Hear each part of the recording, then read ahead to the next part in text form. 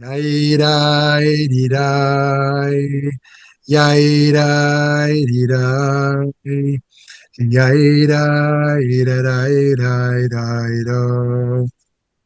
Ay ay ga da da da dai dai dai, yai ga da da da dai dai dai, ay ya da da da dai dai dai, ay dai dai dai dai dai, yam ba da da da dai dai dai, ay ya da da da dai dai dai, ay ya da da da dai dai dai, ay dai dai dai dai dai, yan dai da do, ay dai dai do.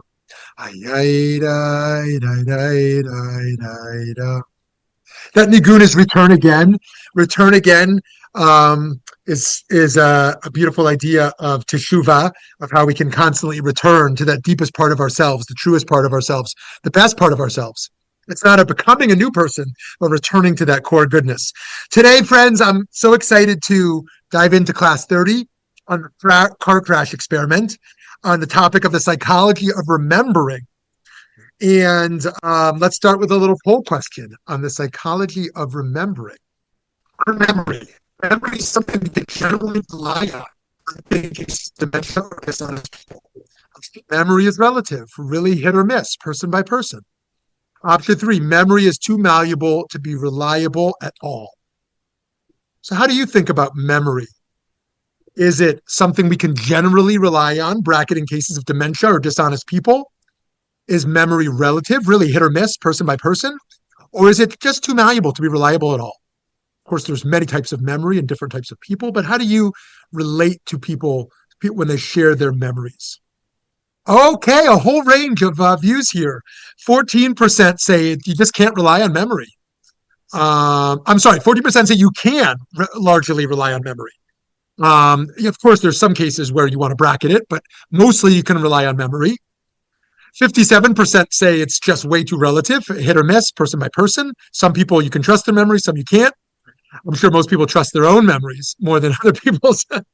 And then 29% say, well, you just can't trust memory at all. Very interesting. Okay.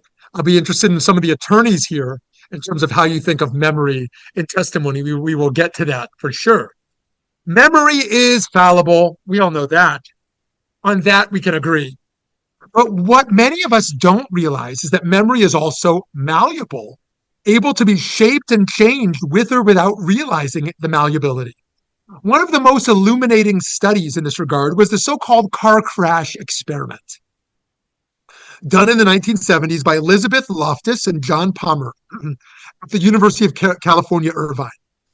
The study was concerned with the reliability of witness memory, specifically the prejudicial effects of leading questions and the more general human tendency to reconstruct the past by combining information, all the valuable sources, not just what we see. Study began with a simple question.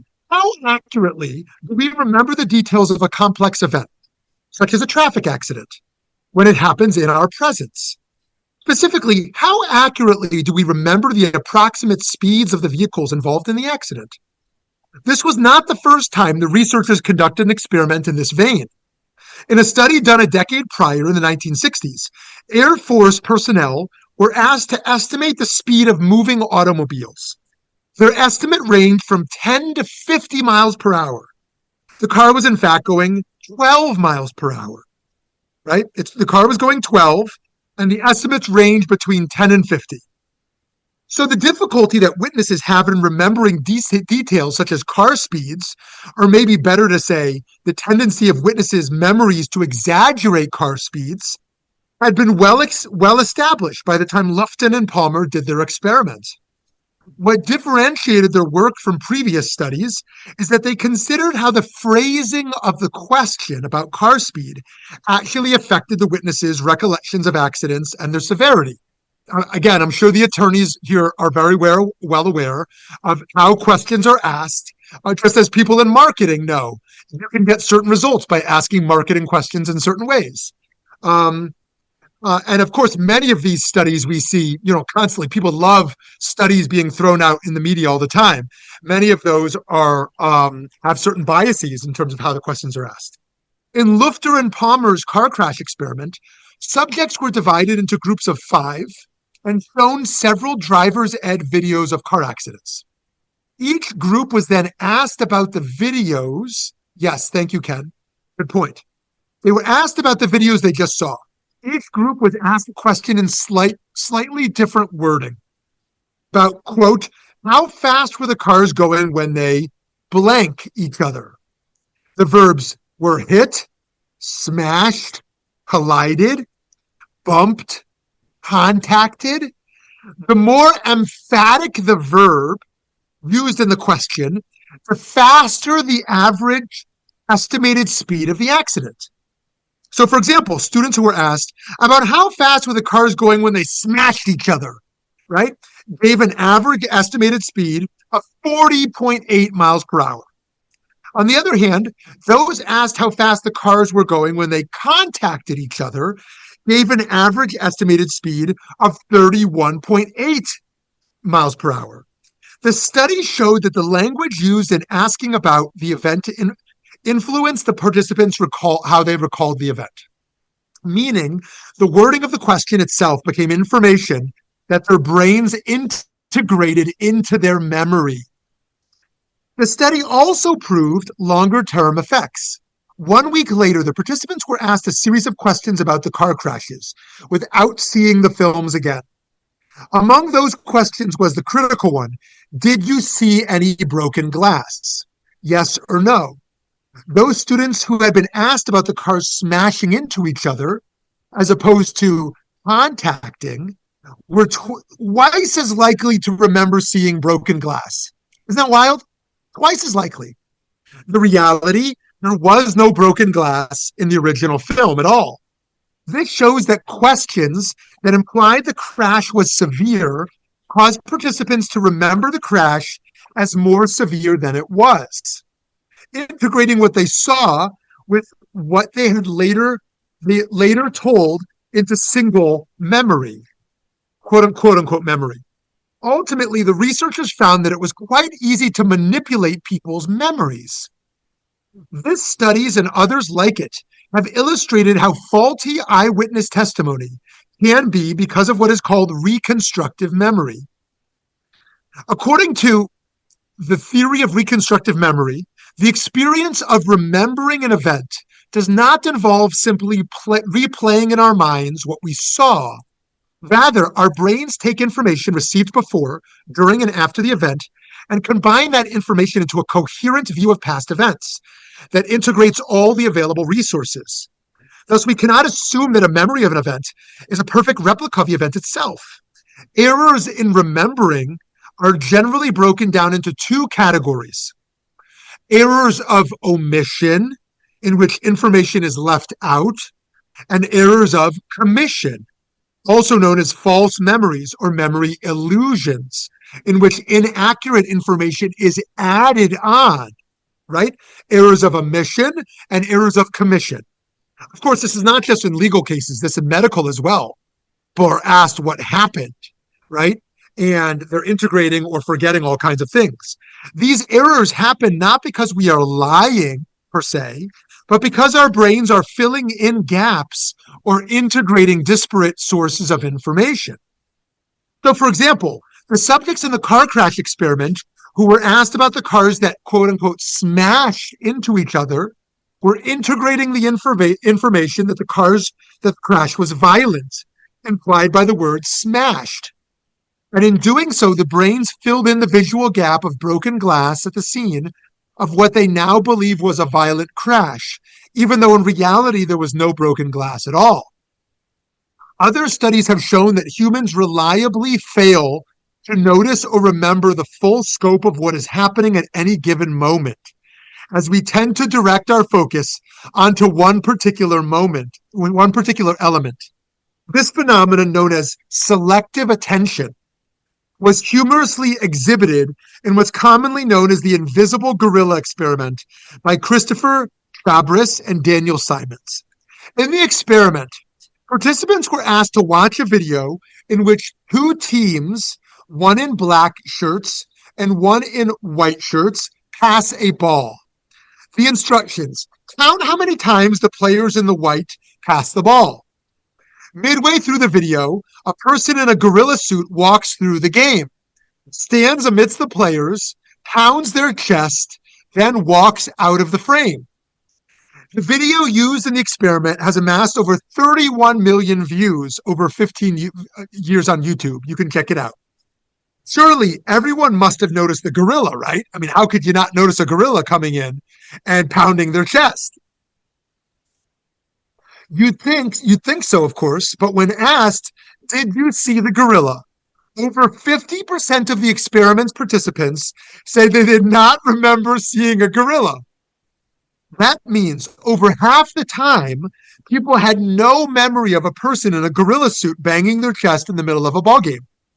Furthermore, even after the participants were shown the gorilla, many were certain there was no way they could have missed a gorilla had one really been in the video. They're like, no, impossible. If there's a gorilla, I saw it. Positive.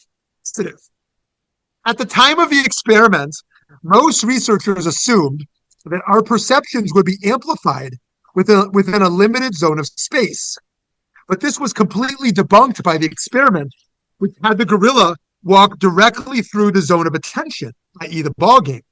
It also debunked the belief that we are hardwired to notice something out of the ordinary. A person in a gorilla suit pounding their chest in the middle of a ball game is certainly out of the ordinary, yet most people do not remember seeing it.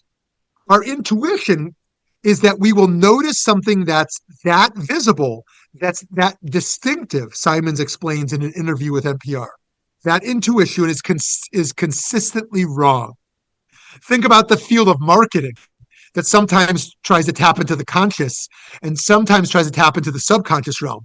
You're at an Arizona Diamondbacks game, if you'd ever waste money on such an event. Somebody is marketing some company on the billboard. No, not a billboard. What do you call it? The Skytran. What do you call the big flashy sign? You can put it in the chat if you remember what you call it. I mean, no offense to Diamondback fans. No offense if there's any season pass holders here. It's a lovely thing to attend, I suppose. In any case, do you remember the marketing that happens in the baseball game? Assuming you're paying more attention to the game than the marketing. So to be clear, the so-called invisible gorilla was in no way invisible to the eye. Rather, it was invisible to the mind, which is only able to consciously take in a small subset of our visual world. Simply put, when our attention is focused on one thing, as it often is, we fail to notice other things, even that which is deeply unexpected or important. The fallacy of multitasking. Actually, it turns out we can't multitask. We just think we can. We can do one thing. We're just doing multiple things poorly. This, by the way, is one of countless reasons that texting while driving is inexcusably dangerous. You simply cannot text while focused on driving. It also accounts for why we cannot trust our memories of events to be objectively complete, because those memories reflect the limitations of our focus. Given all the established precariousness of memory, not to mention perception, it is counterintuitive that eyewitness testimony plays such a central role in our legal system. And yet it does. Having an eyewitness account of a crime is considered an important, reliable piece of evidence. Such testimony is known to be particularly convincing to jurors who give a lot of credence to confident accounts given by witnesses deemed to be credible. However, as we have seen, a great number of studies have found that our memories are unreliable and suggestible.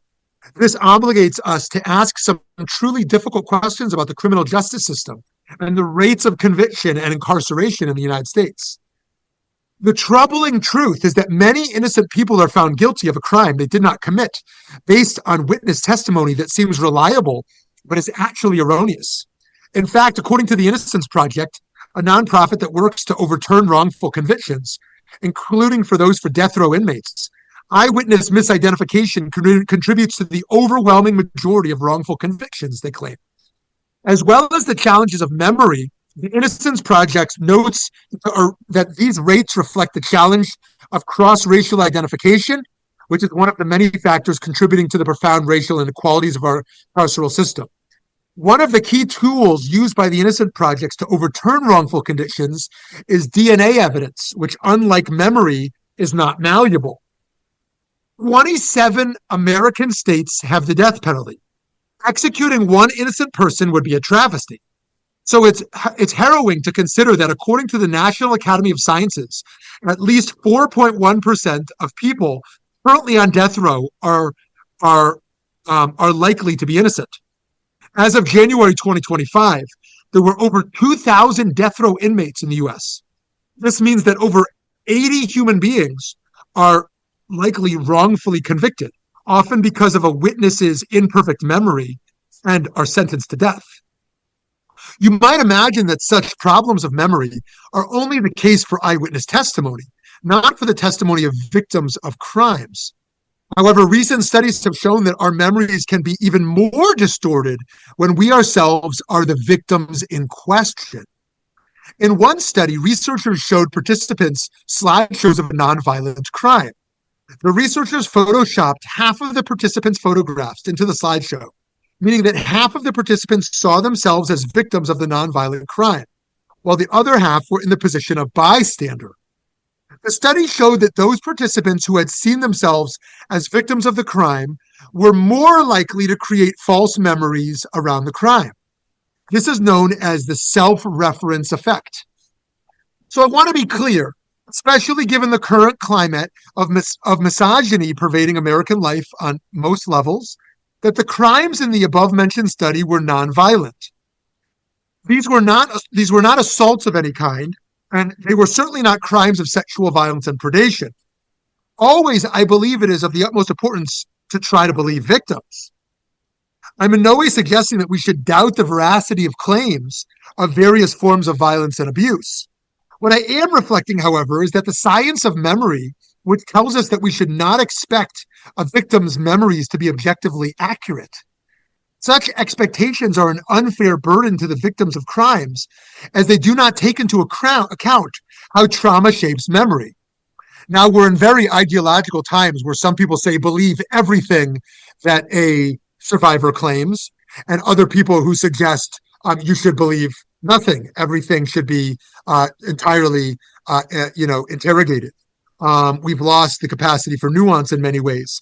To listen and learn and do justice to all parties. When we turn to our historical Jewish sources, we find that our sages had a very complicated relationship with eyewitness testimony in capital cases. When the death penalty was permissible, no sentence of death can be issued without two witnesses. However, the halachic demands for their testimony are astronomically high. Not only do the two adim, the two witnesses, need to have seen the murder, but at the time of murder, those witnesses had to have warned the accused as to the seriousness of the crime they were about to commit. And not only that, but the accused must have acknowledged the warning and confirmed that they were aware of the seriousness of the crime before going forward and actually committing the murder, right? Totally unrealistic demands that made it impossible to put someone to death. And so people say, oh, the Torah is pro capital punishment. Well, it may have been in a biblical ethos, but in the rabbinic ethos, it completely overturned that. Even when two such eyewitnesses should be produced, there was still great caution around introducing the testimony.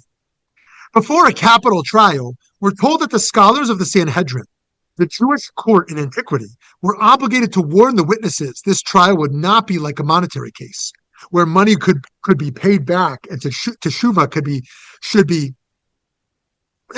made should one of the witnesses testify falsely. No, if you bear false witness in a capital case, the rabbis warned, the blood of the executed and all the future offspring hang upon you until the end of time. They liken the blood of the erroneously executed man to the blood of Abel crying out after his own brother Cain murdered him. This is a shocking reversal in which it is not the one accused of murder compared to Cain, the killer of his brother, but rather the witnesses responsible for the alleged murderer's execution. Demands of witness testimony in the Sanhedrin were clearly such that it was nearly impossible to make a halakhic conviction that led to the death penalty. This is not a flaw, but rather a design feature of the rabbinic system. Right? People talk about rabbinic innovation. This is the most classic of examples of evolution of halakha in terms of how they overturn biblical law. At one point in the Mishnah, it said that a Sanhedrin that executed one person in 7 years would be considered a bloody court. No, cuts in Rabbi Elazar ben Azariah, once in every 70 years. Once in 70 years. Meaning if a Sanhedrin executed one person over the course of 2 generations or more, this would be considered a bloody court. As the Rambam, Maimonides, summarized when addressing the topic, it's better and more satisfactory to acquit 1,000 guilty persons than to put a single innocent person to death. Curious if folks agree with that. Better to acquit 1,000 guilty people than to put a single innocent person to death. Coming as we do, well, an interesting conversation also around hostage exchanges. How many guilty terrorists would you be willing to release for the release of one innocent hostage? It's a different but related topic. Coming as we do from a society that is clearly so careless with the lives of the accused, we have a lot to learn from the prudent approach of the sages of the Mishnah, who seem to truly grasp the unreliability of seeing and remembering. They did not need the car crash experiment to tell them that human memory could hardly be perfect. And if it can't be perfect, how could it be used to impose the ultimate punishment? The unfixed nature of memory need not always be considered a bad thing, though. Such is the case with treatments of PTSD, some of which rely on the potential for altering a memory just by recalling it. As we have learned, memories are constantly being modified and updated with new information. Memory is malleable. Some therapies for treating PTSD leverage this malleability in a therapeutic way. For example, exposure therapy weakens the negative associations of a memory over time, often by having patients recall a traumatic memory more than once in a therapeutic setting. Note that this work should only be done with a therapist, and not all therapists are trained in exposure therapy, of course. A person claiming to be trained in exposure therapy should be a licensed psychologist, licensed professional counselor, or licensed clinical social worker, right? For example, people who come back from war and are given virtual reality to re-experience the war in order to then take off the headset in the midst of the trauma and be calmed, right? It is re-traumatizing someone in order to release that trauma, to reshape that memory in many ways. In more recent years, researchers have begun to explore the therapeutic potential of not just changing the associations with traumatic memories, but actually rewriting them. This is the fascinating work of Steve Ramirez, a professor of neuroscience at Boston University, who has rewritten memories in the brains of mice who had been conditioned with a fearful memory. Dr. Ramirez and his team intervened during the mice's window of consolidation, when the brain is recalling a memory and integrating new information into it. By artificially activating a positive memory during this time of consolidation, the negative memory began to change. When activated in the future, the negative memory no longer prompted a fear response in the mice. The memory had been rewritten. Other scientists have had similar results using injections of oxytocin in rats, all of which is very promising for the treatment of persistent PTSD cases in humans. However, this research is still young, and its efficacy for treating PTSD is still being fully mapped out and assessed.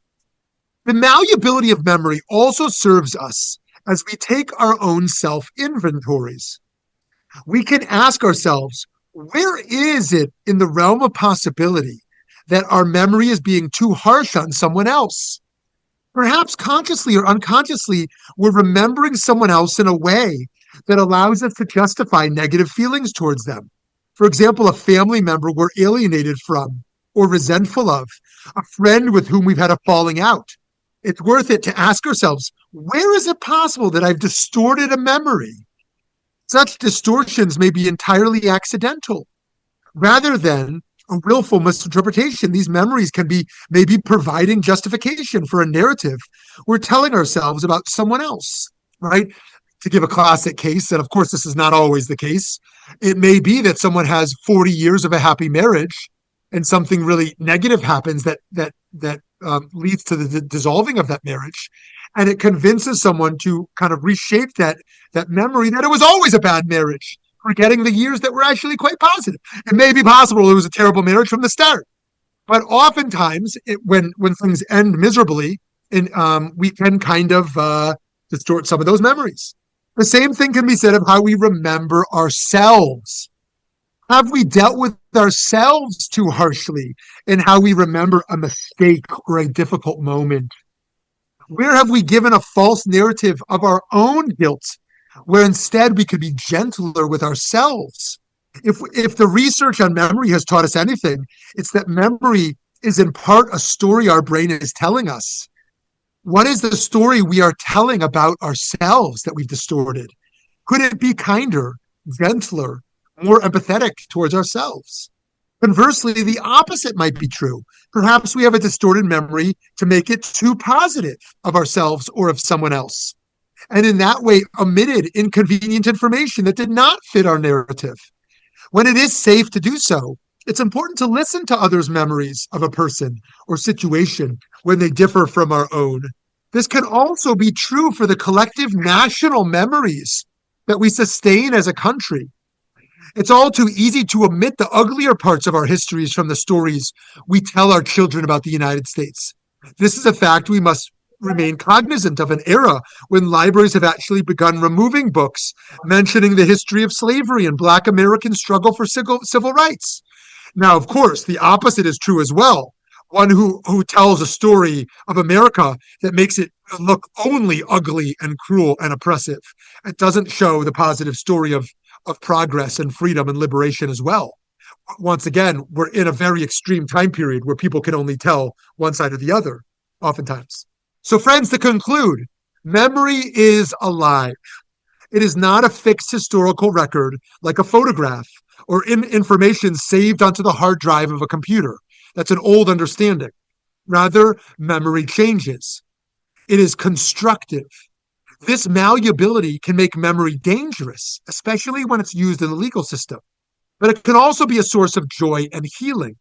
One of the names of Rosh Hashanah is Yom HaZikaron, the Day of Remembrance, not to be confused with Israel's Day of Remembrance, which has the same name.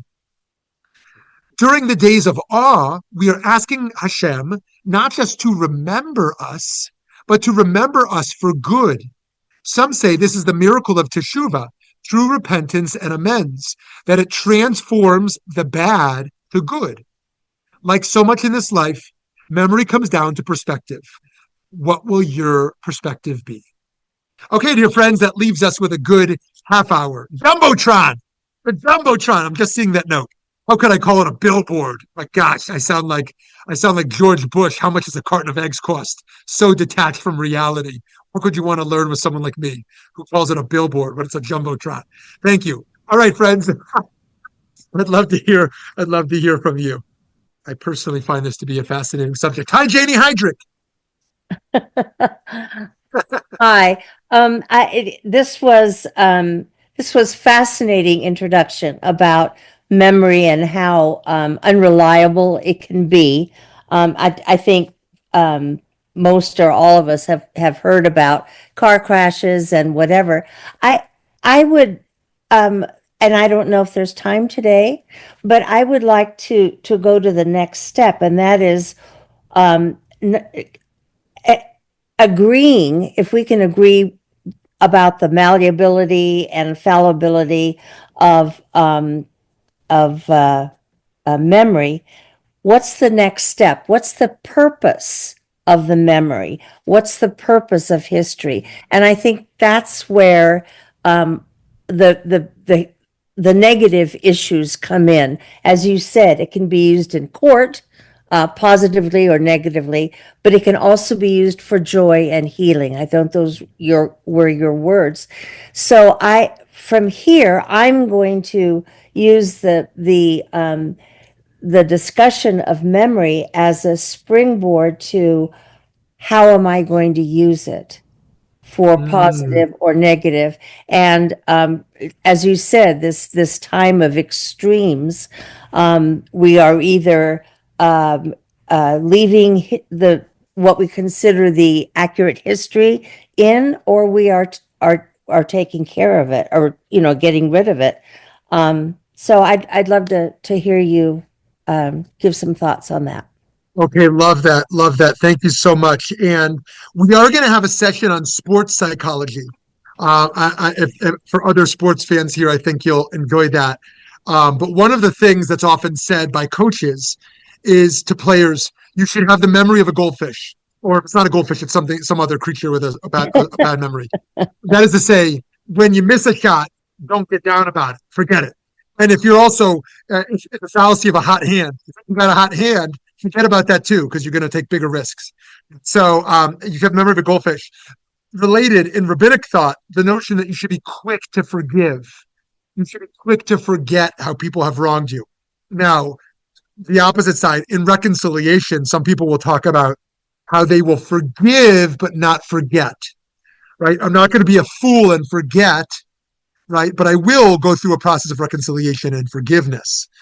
So, but Janie, I appreciate you moving this to a moral question and a self development realm of what does it look what is the challenge for each of us as it relates to memory to be humble about the accuracy of our memory of using our memory for good ultimately. I'm going to leave that question for the group. Thank you for raising that.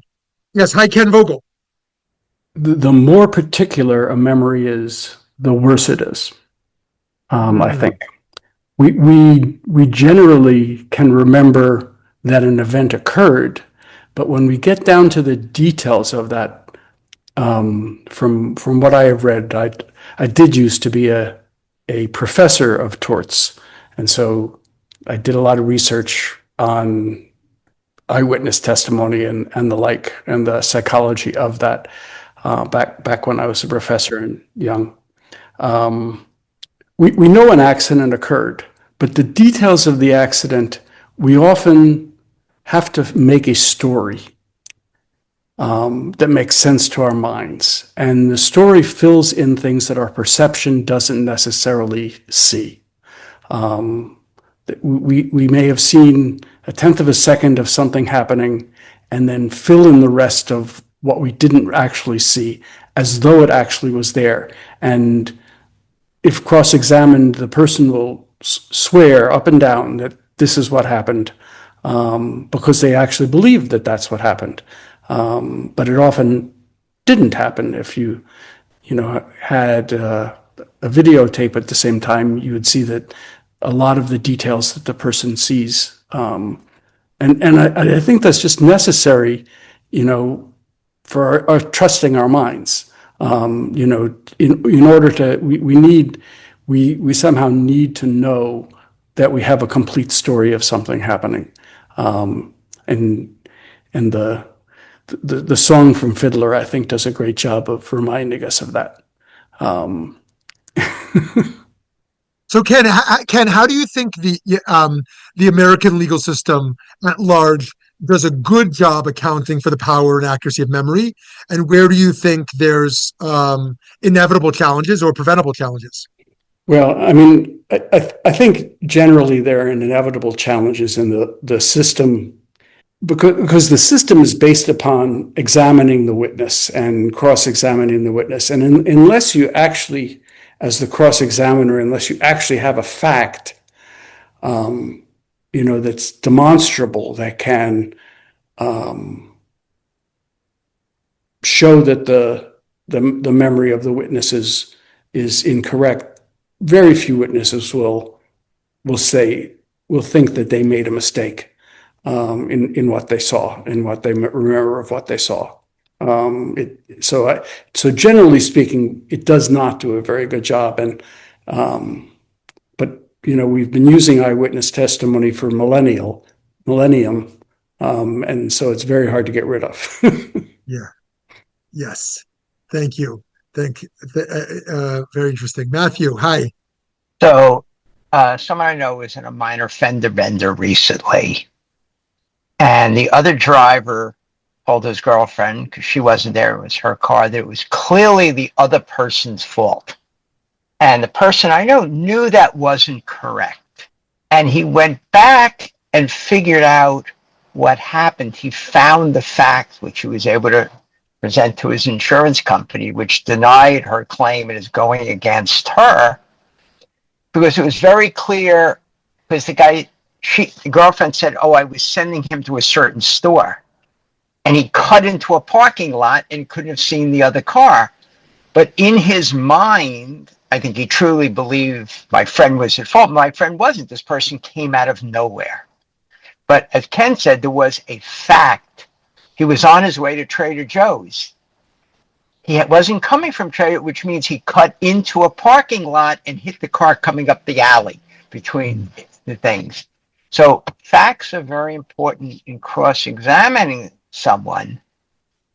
And the question is, the quality of the representation is a major factor in what I call the truth coming out. Because the difference between the assistant DA who's trying the criminal case all the time and the overwhelmed public defender who has 45 cases and doesn't have time to prepare. And that's another factor that we forget about. One of my sons is a trial lawyer. And he defends a lot of people.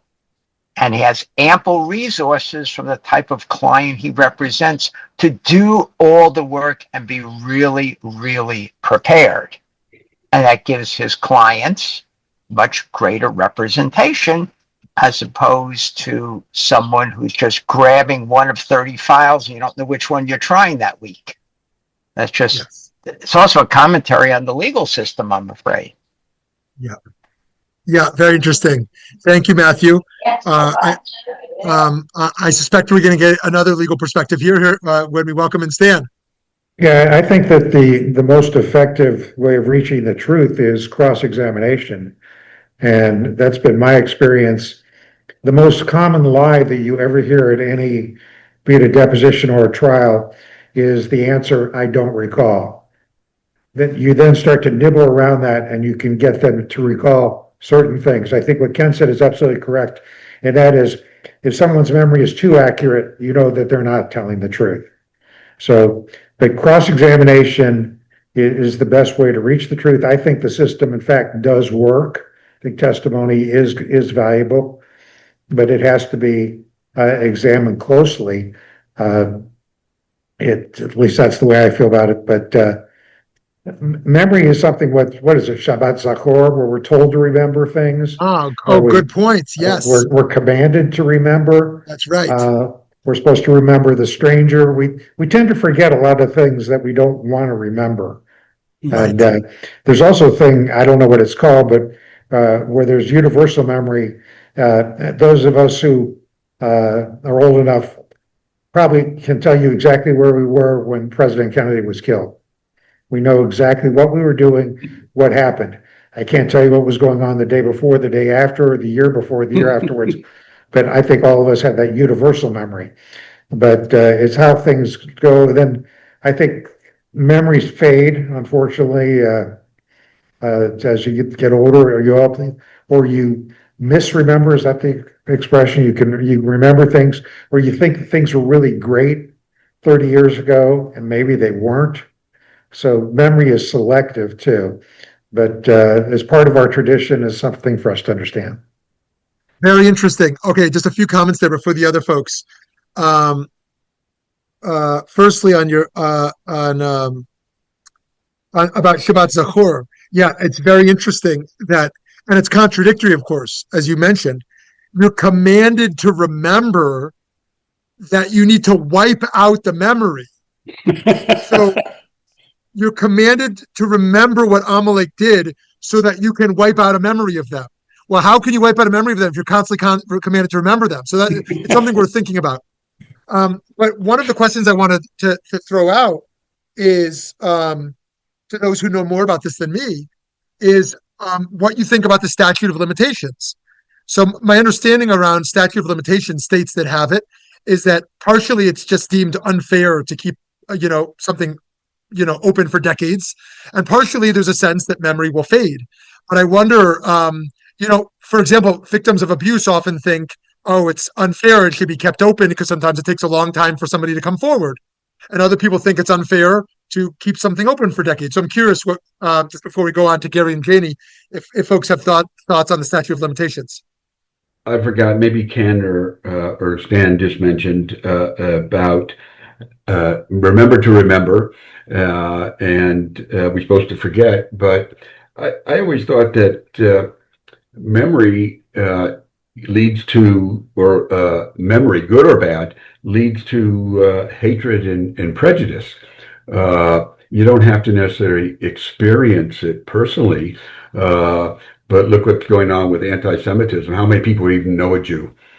But they read an article, or they saw something on the news, or they read something in a book, or maybe they had one bad experience with somebody they thought was Jewish, and it leads to anti-Semitism, or someone had a bad experience with somebody of color, and now that memory is all people of color are bad, or cheats, or what happened, and that's been going on for thousands of years, and we just see it raise its ugly head. So I think that's a different type of memory that maybe we see in a historical event that never directly or indirectly affected us, but that memory has created, could be possible, generations of hatred moving forward through family relations. Very, very interesting. Yes, it's interesting to think about stereotypes and biases and judgments. And as Ken pointed to, the human mind's need to see a full picture, right? Part of that was from evolution to keep us safe. We have to fill in the gaps what we don't know. And so we've put all this stuff in there to try to know what we don't know. And that distorts the memories as well. So, and then if you think about families, with a spouse or maybe with a sibling, sometimes it's a joke that we remember things differently. And sometimes it's a source of tension that we remember things, right? The way a parent and a child might remember something about how the child was parented can often be very different. The way spouses can remember something from 40 years earlier can often be different. And it's like the way Shoshana and I tell our story of our first date. We have very different versions of what happened on our first date. So maybe you have some of those family jokes as well, or family tensions. Okay, Janie, over to you. Well, one thing that I've been reading and hearing a lot about in the last, I'd say, 20 years, particularly as it applies to Jewish people, is genetic trauma and genetic memory. Can you say something about that? Yes. Thank you for sharing that. There's a whole explosion of literature on intergenerational trauma, as it relates not only to behavioral treatment and relationships, but genetically. You're exactly right, and that's why it's hard for non-Jews to understand sometimes this whole second generation survivor, third generation. Like, what are you talking about? Like, you weren't alive in the Holocaust, but like those who are in Holocaust families, and the like, have just been deeply influenced. I mean, my wife, who grew up on all her survivor grandparents' knees, just very deeply influenced. And so, the genetic influence and the neuroplasticity that's involved in how the brain is, the malleability of the brain as it relates to trauma and intergenerational trauma is just profound. So thank you for sharing that. It's actually amazing how memories jump into descendants. If you really think about what's happening there, we talk about the weakness of memories, but also the poignancy of memories, to time travel, and in Judaism, we often talk about that Jews talk more about memory than history. right? Jews shouldn't study history, but study memory, right? Because the study of those are very different. Memory implies kind of a personal, an oral engagement, and history generally implies a more written account. We have a bias towards written accounts that books are accurate, right? But books were male, memory was female, right? That's to say, men who had literacy studied books, women passed oral traditions. Which of those were more accurate? What women passed to women or what men studied in these books? It's interesting questions. It's an interesting question as to how you separate memory from story. Because clearly different people have different stories because they reacted to things in different ways. But that doesn't necessarily answer the question as to what actually happened. Neither a written record nor a oral record of memory necessarily is accurate. They both have probably some aspects of accuracy to them. It's like going back to the question of when JFK was assassinated. I distinctly remember being in biology class in 9th grade. I have filled in that memory that we were dissecting frogs that day. Now, I have no idea whether that is in fact true. I am very certain I was in biology class, but the rest of the story that I've told myself over the years, I'm not sure of the accuracy of. And I think that goes back to my earlier point that the more detailed your memory, the more likely it is that you're filling in gaps. And that we're not necessarily, but it helps tell the story, which helps convey a message. So I think that the oral stories that we tell each other are important for conveying a message, but if we act on them too much, maybe they really are the basis of prejudice rather than of accuracy. So everybody's comments here, are part of the same circle that we're trying to find our way into. Fascinating. One of the things we say around Pesach is that we should embellish the story, not exaggerate, but retell the story and build off it, expanding the story. And there's a sense of the art of storytelling and how we bring it to life. And yet, a lot of these stories, are ones that evolve and kind of can lose the kernel of truth. But there's something that's said about the Chafetz Chaim. The Chafetz Chaim is an early 20th century rabbi who was deemed to be extraordinarily pious, and there's all these great stories told about him. But one of the things that's said about him is, I don't know if those stories are true, but they don't tell stories like that about you and me. Right, which is to say, okay, maybe he didn't do all those pious things, right? But he was the type of person who earned a whole ton of these stories about him, right? So, I always think it's tragic what we remember about our grandparents, because our grandparents were these full people. And yet we might remember one or two or three little things. It's like, if all you remember is your Bubby's kugel, but she'd be like rolling in her grave. It's like, oh my gosh, I did all these things with you. I did all these things in my life, and all you got is my kugel recipe. You know what I mean? And so it's like we have these selective memories, and we reinforce them because we retell these stories of our childhood over and over. So we reinforce them and reconstruct them, and 99% of the childhood we lost. And when I think of my life before the age of 10, I probably have 10 real stories. I've got little memories that kind of come and go, but maybe yours are better than mine. And but there's I think of how much I do for my kids and how they're going to remember almost none of it. It's an amazing thing. So anyways, Cheryl, over to you. Hi.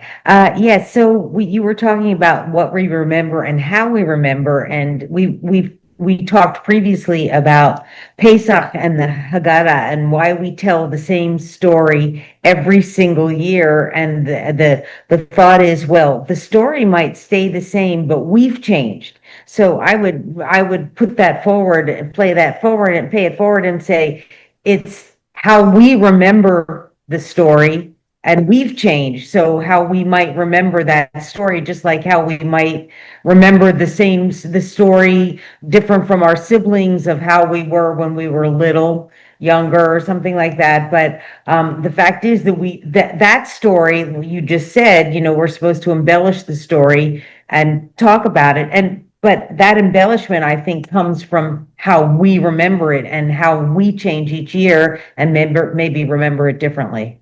Yes, I love that. Yes, the thinking of how we change and people change around us. And I don't know if you're like me, where I have, forget me. Many of us have difficulty forgetting what our siblings were like as kids.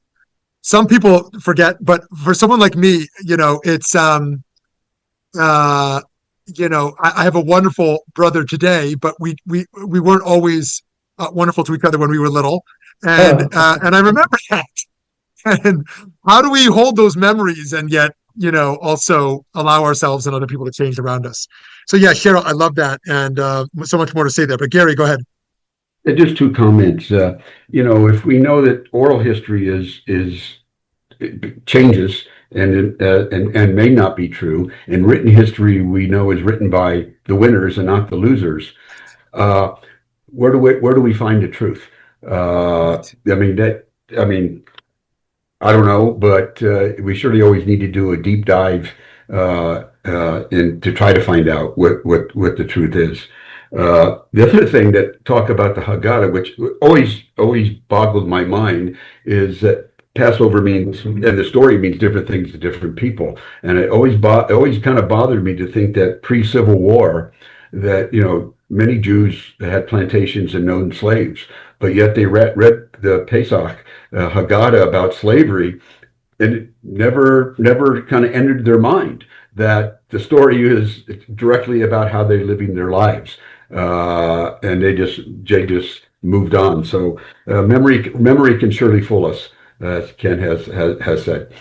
Yeah, so interesting. Yeah, so well said. And I think on your first point, I think this is very alive in what America is struggling with right now.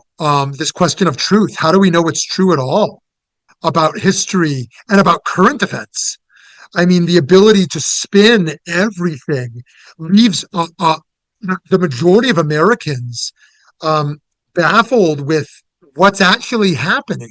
Who's actually doing what and saying what, and how do I even access what's true anymore? I mean, we've never lived in a period where media has such drastically different reporting of current events.